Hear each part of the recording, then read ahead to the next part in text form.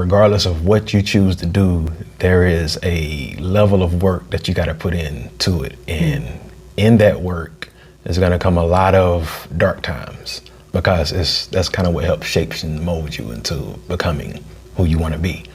And so knowing first, because once you get it up here that, okay, this is what I want to do and nothing's going to stop me. All right, you've defeated, just about every obstacle before you, like prior.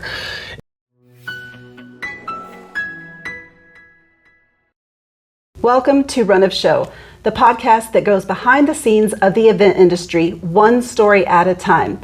Today, I'm here with Tynarial Jones, also known as Sarg of Warzone Music.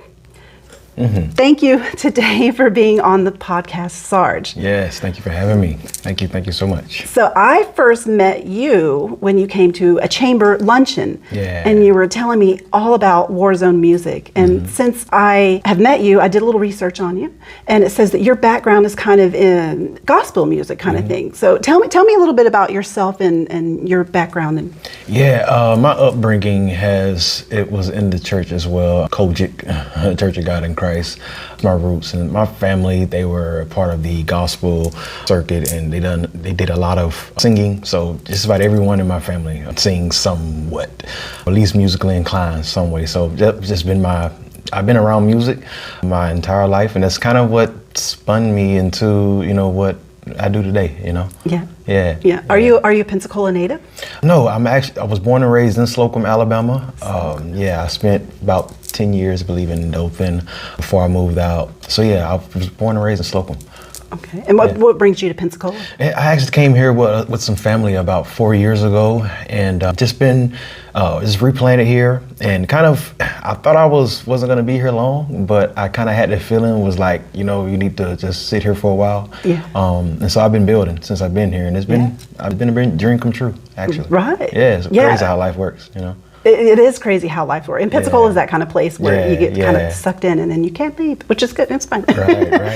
It's like, and it's like some people put it out as if it's like this place to where, you can't escape from or you can't leave from, but I felt that way about Dothan, actually, but it's just a state of mind. It's just like you're free, But there's so much opportunity here, and that's why I love, doing what I do here. Yeah, and so you've been building this Warzone Music. It's a collective. Tell me a little bit about that. Yes, Warzone Music. It started out as a prayer closet in my house, and I built it into a studio with some friends of mine, and from there, that's a lot of the music that I create. It comes from a place of just wanting better out of life, and really just talking about what it takes to get through dark times. So I'm the kind of guy you listen to whenever things are getting rough, and you kind of need that glimmer of hope, like just to let you know, the inspiration, motivation. Yeah, that's me. Tell me about your new song, Grasshopper. Yeah. I've been hearing a lot about that. What was the inspiration behind that? Grasshopper was a song I really wanted to just be free and be an artist. A lot of why a lot of my music doesn't sound as churchy now is because what I found out in Christ, which is, the basis of my religion, and I'm free to express myself. And so this song was I'm just happy to just be an artist. I just wanted to just kind of just blabber and just talk my trash and just be me fully, you know what I'm saying? And just really express my creativity and my skill, because I work. Well, and you're known for taking risk in your music. Yeah. I've always felt like I live in left field, so to speak, so it's like, I dare to do the thing, or to go against the grain, because I'm like, why not? If it didn't work for you, but okay, I feel like I can do it, so why not try? Right. So it's just, I like your flavor better. Just like that. And I'm not. And sometimes my ambition, it could, get ahead of me. But I learn with those, because I'm always trying to learn. So it's like I don't really. It's kind of helped me develop a lot of, I never take an L, unless it's a lesson, so yeah. Tell me about the record label. I can't remember the name of it. Yes, Warzone Music. Warzone Music. But then we are, you're talking about the partnership. The partnership, yeah. So what happened with Grasshopper, it actually landed us to win a distribution deal with Rock Nation. Right, Rock Nation, that was what I was. And that was by way of being a part of Music Funding Academy, excuse me, and with Chris Tyson, and that collaboration there, and I had an opportunity to present the song, and it just took us to the top, and so it's been lovely. It's been lovely. So yeah, we want to take this opportunity, being that we have distribution with the company, we wanted to also offer it to up and coming, aspiring or working music artists, bands, and et cetera. And so it's just what we're doing now. So we just want to spread the word, like, hey, we have an opportunity where you can actually get distribution with Rock Nation. Right. So yeah. That is incredible. And you actually have something coming up in November. Yes. We're working on an event. We having to pivot a little bit as far as location wise, because just certain connections kind of just fell through.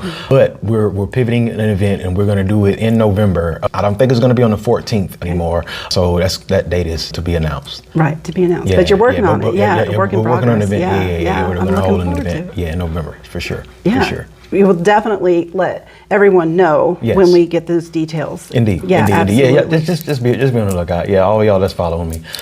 For sure, on social media, Sarg Online, SARG, all one word, online. Yeah. That's easy. Yeah, very easy. I try to make it simple as possible. Sarg Online, and we'll absolutely drop all those links. And if you want to know when that event is going to happen, be sure to like this podcast and subscribe so you can know when we get those details for you. Indeed. Yeah, absolutely. So so this is an event that you're doing. Have you've done other events like this in the past? So tell me. I've been doing events since I've actually took serious with music, because I was trying to find people to connect with and opportunities, and they just were few and far between. So I was like, well, why don't I just throw my own events and just get other people involved? And so that's kind of just been my thing. I've been hosting events since, really got started doing this for real. So it's been about actually 14 years, 15 years now. 14 years, wow. Yeah. So you've got some experience. Yeah, it's been a journey. But I imagine it didn't start out all that great. No. I've had some very, very good help and support, honestly. And it's just meeting key people along the journey. They pitch in and help, have family members that, pitched in and help as well. So people just been in the right place at the right time. Right. So yeah, I'm very fortunate and grateful for that. Well, tell me about when things just really were great for you. Tell me, so you had a lot of hope or help with family and friends. Tell me about one of your favorite events. Like, where are you at? Who are you with? Man. Let me see. Probably, I would say the first indie artist showcase I did here in Pensacola was probably one of my favorites. It kind of showed me a lot about showed me how bad I really wanted it, because I really, really had to pull some strings to make that happen. But at the same time, how effective it was in regards of seeing artists actually get something out of it, really get really good feedback from their work, and in a direction, and then present the opportunity to other artists as well. So that was really fun, because I really felt doing what I was supposed to do. It was just seeing what I've been working on, come to fruition, Right. And so was it a big event? A lot of people? It was we had a pretty decent turnout. I wouldn't say it was the best, but we had a really, really good turnout. We had a crowd.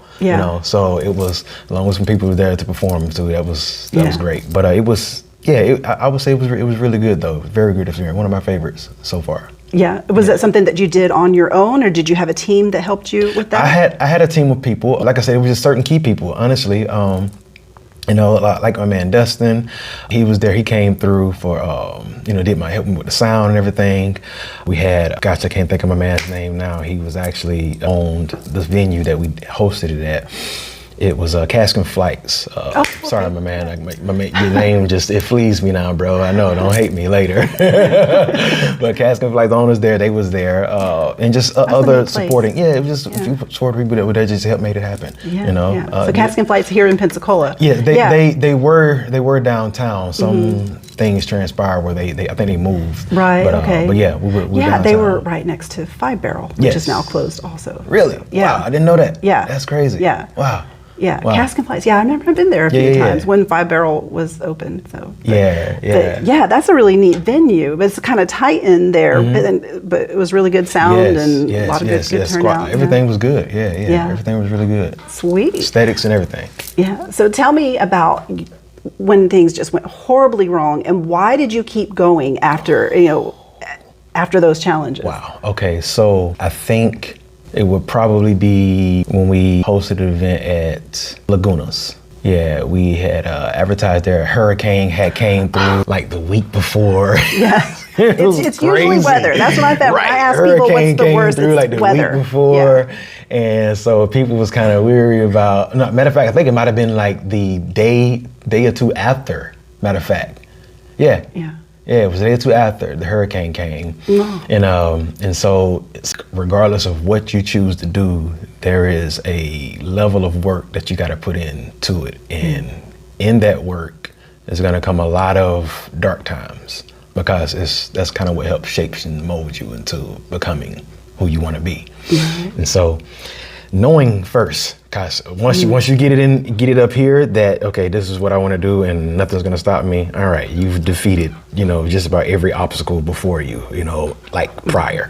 And then after that, it's just surrounding yourself with people that actually doing what you want to do in some respect to the field you're in. Right. Because those relationships of connection are going to be important, because you're not going to have all the resources. Right. Everything is not going to be perfect. It's not going to be a perfect opportunity in time besides now, and using what you have around you to help you accomplish it. Because that's a lot of what you will see from the events that we've done in the past. It's been people being in places to where, I didn't have everything, but they pitched in, or they just looked out. She showed me favor, some way. But it's just surrounding yourself with people that are going in the direction you're going in some respect. And then after that, it's just, being patient in the process. Right. Okay. Yeah. I'm learning that myself. be patient in the process, because you're learning, and as we're learning, if you're like me, you like to learn and apply. Just like okay, this is what I need to do, bet. All right, bet. Oh, this bet. And so it's like, while you're learning, allow yourself time to actually get it. Get it, because you ain't gonna understand it, first off, and just and whenever things get rough, just allow yourself time for it all to work out, because it always does. It always does. So you keep pushing. Just keep pushing. So just know you want to do it. Surround yourself with people that are doing something similar in the field that you want to do, and then just be patient. And allow it to just work out, because it always does. It always work out. You gotta be persistent. Yes. Surrounding yourself with people of like mind, that's what we call in Dale Carnegie a mastermind group. Yes. Yeah, you know it, that mastermind. Oh yeah, because you work with Neil. Yes. Yeah, and that whole, they do it, that whole mastermind. And being a part of that board, man, that was like, because I was already on trying to find people that I could actually start a mastermind with. It was just perfect timing. Gosh, I love it. Oh, yeah. Shout out to Neil and Mickey. You guys are the best, man. Definitely. Yeah, absolutely. Yeah. I went to one of their sample boards and I was like, oh my God, this is, I mean, if you don't do tab, I mean, that's your mastermind right there. Definitely. Yeah, absolutely. I'm talking about, man, just great guys, great people, man. It's just, and that's one of the things I say about networking is I hate the word networking, because you're not networking, you're building relationships. Respect, yes. Yes. Absolutely. Yes, definitely. I feel the same way, because it's those people. Just for an example, like Neil and Mickey. Mickey, he's pretty much my coach, and he does like a phenomenal job of just listening. Right. And then as I share my spiel, he helps me just keep things in perspective, because I'm always serious. Everything is serious, and I need to get it done. I need to do it. And I need to stop procrastinating, because I know that I'm lazy and I need to just figure out how in the world I'm gonna get it done. No excuses. Right. Yeah. And so, Neil, a lot of times he simply said, all right, well, cool. This is what we need to do. Let's focus here. Don't worry about that, because that's just this life. We're men. That's what happens. Let's focus here. And having those kind of people to kind of help keep things in perspective, and they help keep you motivated. It helps so much more, because if they've been there, one, and two, you realize that the people that we esteem as in some prestigious manner, they're just like us. They just have gone through a lot of the process that we admire where they are now. So it's just just having those people are important, you know. And so it's like we should definitely just make it our business to surround ourselves, you know, with those types of individuals. Yeah. Speaking of those people, you're one of those people. You've come so far in the music industry. Like I said, when I first met you, you've come a long way. I see you all over social media now. Yeah, it's been great. Yeah. What are your best tips and tricks for people who are aspiring to do what you do? Well, content. Yeah, definitely just put yourself out there. Put yourself out there. No matter what it looks like, where you're starting from, put yourself out there. No matter what it sounds like, what it looks like, there's somebody out here that needs what you have to offer. Right.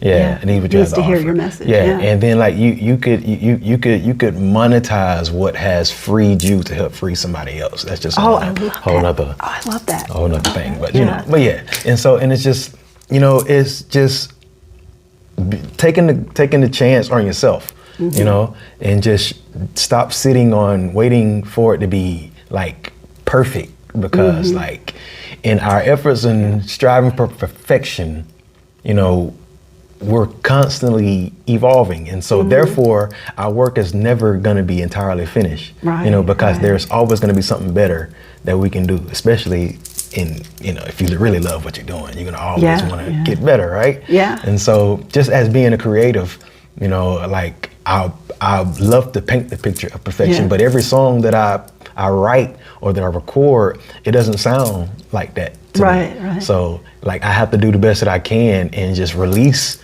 when I feel like, you know, it's enough. I'm done with it. You know? Because if I keep holding on to it, nobody else. Well, take me through that process from when, like with Grasshopper. What was your process with that? Man, Grasshopper was probably a 3-year process. Wow.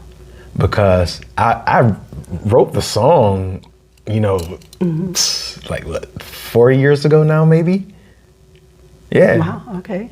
Yeah, it's been a little over 4 years since I wrote the song. So but you wrote the song. And how does that work? Because I'm not a musical person. I mean, do you come up with the lyrics and the music at the same time, or those separate things? It really depends on the individual's process. Okay. You know, with me, it typically starts out with the hook first. And this song, typically, the hook it came last, actually. Yeah? Yeah, the verses came first for this one. And my friend David Finley, he also is the producer for the label. Shout out D Genius, my guy. Y'all definitely look him up, D Genius, David Finley. Yeah, he's an awesome producer. But he actually recorded. We were in school going to First Institute in Orlando. Excuse me. And we were in his dorm room and we were recording, and he actually had the beat, and I had put some words to it, and he laid down, he let me record verse and everything. And so I felt like it wasn't finished, and so I just kept listening to it over time, and like it just over the years I kind of just kept going back to it, because I felt like, you know, also building outside, building the business and stuff, and not just the songs. Right. You know. Yeah. That's a lot of the process too. You know. And so just having split focus, you know, so, but it just, pieces of it just came time to time. When I went back, I got back in the studio. Once I got here, I felt like I wanted to re-record it. So I re-recorded the verses, then that's when the hook came. And so by the time the hook came out, I was like, okay, that's what I was missing. Nice. So I think we're finished. So I hit up my man Fabio. Hey, bro, look, hey, mix this for me, man, please, because I can't do it right now. As a matter of fact, shout out to Fabio too. That guy is a freaking engineering genius. All right, guys. I thought I knew what I was doing, but he showed me quickly. I know nothing. I know nothing. Oh, good. I'm still a grasshopper. And I sent it up to him, and he did his thing, man. So like the mixing, man, shout out to my man Fabio for that. He did that. Yeah. So like it was just the process over time, you know, just piecing it together, because like it was hard to make the time to really sit down and just focus. And so a lot of life had to happen, you know, and so it just what created it. And that's what it is, why it is what it is today. You know, sometimes it just take time. Well, and you're part of a collective now. So you started out solo. Yeah. And well, now I'm still you're still solo. Still but solo, that's but what but I also have an artist that I'm working with, Zeno. He goes by Zeno the King, XCK. Brilliant. young guy, man. I cannot wait for you guys to hear him. He's coming down the pipeline. I have him in queue to release a single in October. Oh. Yes, end of October. So you guys keep an eye out for Zeno the King. Yeah. He's coming ridiculously. Brilliant, man. Brilliant music. Just, gosh, I see a lot of myself in him too. So that's why I'm like, man, look, I got to make sure people hear you, because the world's gonna love him. Yeah. You just have that kind of heart, you know. Yeah. Very, very, very, incredible guy. I can't wait for you guys to hear him. I can't wait either. Yeah. And I definitely, I'm going to put links to all these things, links to all your stuff. But Indeed. What is the one way for people to get a hold of you the best? Because I mean, people say, oh, you can call me here or email me there. But what's the one way? Probably, you could actually reach out to me at WarZoneMusic.com. You can contact me there. Probably be the most general way to, or you could reach out at the official WarZoneMusic@gmail.com. My personal email is TynarialJones86@gmail. Well, let's pick one. So the best one is? Best one would probably be WarZoneMusic.com. WarZoneMusic.com. All right, we'll put that in the link. Let's do that one. So what words of wisdom would you like to leave our listeners with? We all have a purpose of why we're here. With your maker, your creator, figure out why. In the process, you'll learn a lot about him, which will show you a lot about you. And once you figure out your purpose, the work that we have to do here, it won't be as tedious, because there's a level of pain that we all have to experience, and there's a higher power outside of yourself that you're going to need in the process, because people are going to come and go. Yeah. And so figure out what your purpose is. Your work you'll stop working that day, actually. Right. And you start living, I love that. Yeah. Yeah. Yeah. Work is a 4-letter word. It is. It is. That's all it is. Absolutely. That's all it is. Yeah. But that would be it. Just find your purpose, and live it. Live it. Yeah. Just go for it. Go for it. Don't be afraid. Don't be afraid if you have to change your whole life, because this start over, it's definitely a lot better than the misery of staying where you are. Right. If you already know that something needs to change, So fantastic. I love it. Thank you. Yes, I really appreciate you joining me today. I want to remind our listeners that this is going to be on all your podcast platforms, Spotify, Apple Music, Pandora, wherever you listen to podcasts. And if you want to see this handsome man, you can find this on YouTube. So thank you very much. Thank you so much, Tanya, for having me. Such a pleasure. Thank you.